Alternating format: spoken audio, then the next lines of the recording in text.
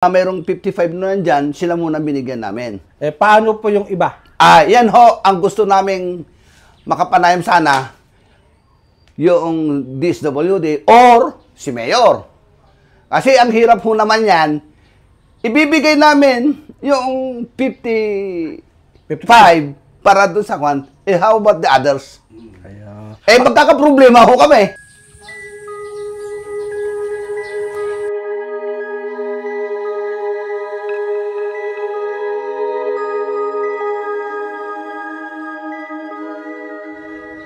Ating naman makakapanayam ang barangay secretary po ng Nagpandayan, si Kuya Nato Corpus. Good morning, sir. Good morning po. Ayan. Pwede po malaman ilang pamilya po yung naapektuhan ng pagbaha sa lugar nyo? Ay kung tungkol po sa pagkakaapekto ng baha, itong bagyong Carina na ito, dito po sa barangay Nagpandayan po, halos ang tubig sa bawat purok na kabahayan ay napasok ng tubig sa loob ng bahay. Ito po, mayroon po kaming list dito na 590 na pamilya o isang kabahayan. Ibig sabihin, per houses na yung inanuho namin. 590 po yung binaha. 519 na pinasok ng tubig sa loob ng bahay nila. 519. 519, tama. Opo. Ngayon, nakita ko po yung mga relief sa barangay hall. Ilan po yung dumating? Meron pong dumating na 55. Parang kulang. Hindi ho talaga parang kulang. Talagang kulang. Sa dami ho namin dito na pamilya, more than 1,000 families. Ano po gagawin ninyo doon sa 55? Ang ginawa na ho muna namin ngayon, may mga sa Purok 1 na nakita namin talaga yung parang ibig sabihin sila yung prioritize muna namin kasi nasa gilid sila ng sapa, yun sa reservoir po ng Nagpandayan. Kasi halos hanggang dibdib na yung tubig. So, sila muna, mayroong 55 na nandyan, sila muna binigyan namin. Paano po yung iba?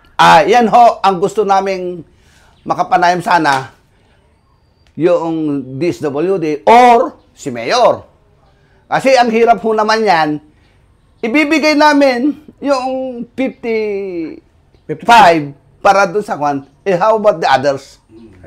Magkakaproblema ho kami. Ito po, posibleng tayo napapakinggan ngayon ng MSWD at ni Mayor. Sige po, makiusap po kayo. Ito nga, pinapaabot ko po sa ating punong bayan, Mayor Doclito Galapon, na sana po ay tugunan po ninyo yung mga kababaryo po namin sa mamamayan dito sa barangay Nagpandayan po. Sa totoo lang po, lahat po na inilagay namin dyan is pinasok po yung kabahayan ng tubig. So, ano ho ba ang rason? Ano at paano pa ba natin sasabihin na anong klaseng apektado? Anong klase apektado? Apektado ho yung...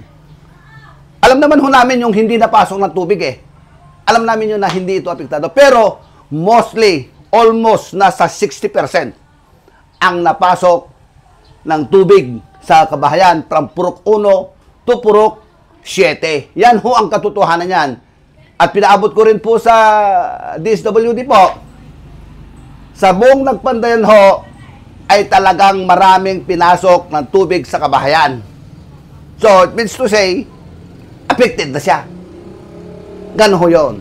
Doon sa baha. Sabi ng MSWD nung binagit ninyo yung 519 na affected. Ano po sabi nila? Ang sabi ho niya is, paano ko raw nami-measure? Ayan. Paano ko mami-measure yung isang pamilya na apektado? So, ang measurement ho namin ni Kapitan at ng sangguniang barangay is, ang measure namin, pagka pinasok ng tubig sa kabahayan, that is belong to the affected family.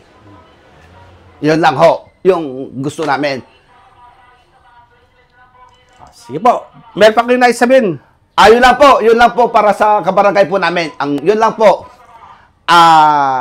Kasi kagabi, si Kapitan sa Sangguniang nag-usap-usap po kami.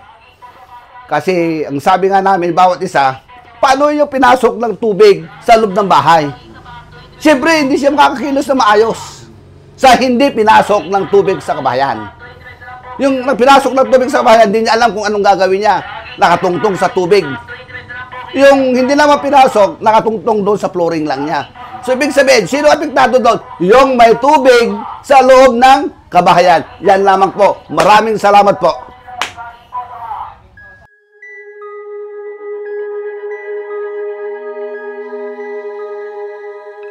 Kailan po dumating yung tubig? Mga umaga pa lang po umaano na po, dumadaan na po yung tubig. Kailan po yon? Mga alas 10 po ng umaga. Kahapon pa po. Kahapon pa po ng umaga, mga Alas 10 po ng umaga. opo. Opo. Tapos Hanggang saan po yung itinaas ng tubig? nung pong una nasa ano pa lang, binti pa lang po. Tapos nung mga bandang alas 2, tumaas na ng tumaas hanggang hita na po. Kailan kayo nanuluyan dito sa iyong biyanan? Kahapon po na madaling araw. Kahapon ng madaling araw. Opo. Hanggang gaano kataas ba yung tubig sa bahay nyo? Sa amin po hanggang bewang po. Hanggang bewang. Ginising na lang po kami ng bayaw ko mataas na po yung tubig, madaling araw na po. Madaling araw po ng Webes? Opo, mga bandang alas 2. Tumaas Opo. na po, kaya hindi po namin agapan yung mga damit, basa po lahat. Hanggang saan Hanggang dito po po. inabot yung Hanggang Tubig. bewang po, hanggang? bewang. Kailan po pumasok yung tubig sa bahay? Nung isang gabi po, mga alas 2. Alas 2. Mabuti ngayon, medyo nawala na. Wala na po. Kanina lang po umaga, alas 5 po, nawala yung tubig. Hanggang saan po yung baha sa bahay nyo? Hanggang dibdib? Opo. Opo. Kailan po binaha? Alas 4. Na hapon? Gabi, madala araw. Hanggang saan ang taas po ng tubig? Umabot po hanggang dito po yung tubig ng ano ko po. Opo. Kailan po kayo nakatanggap ng relief? Kahapon po. Kahapon. Opo. Ano-ano po ba yung laman itong relief? 3 payless po, ay bali 6 na payless, 6 na Energen, 4 na sardinas, tapos 4 na corn beef po. Ayan. Tapos meron pa Meron pa pong mga towel. towel. Tsaka ito po yung iba.